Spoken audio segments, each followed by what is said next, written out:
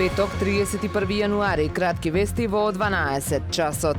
Охрид и надвор од периодите од годината кога исполнет со гости останува атрактивен за посета и уживање во неговите убавини. Група странски туристи и денес уживаа на Кеј Македонија и од водичите ја слушаа приказната за древниот Охрид. Слична слика се повторува секојдневно, што е одлична помош за угостителите во пресрет на главната туристичка сезона. Според официјалните податоци на Државниот завод за статистика во ноември минатата година, Република Македонија ја посетиле 45.656 странски туристи, меѓу нив најмногу бројни биле турците.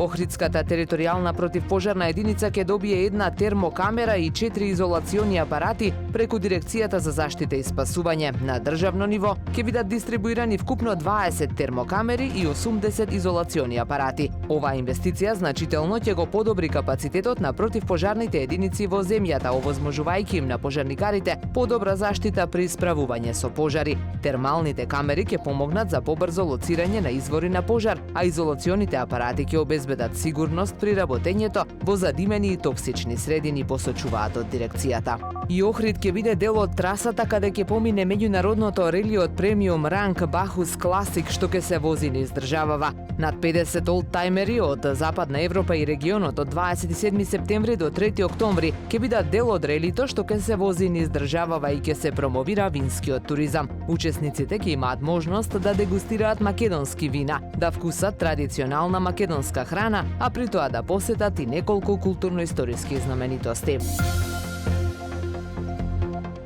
Времето денес променливо облачно со сончеви периоди, дува умерен северозападен ветер, максималната температура во Охрид до 10 степени. Повеќе информации на ohridpress.com.mk.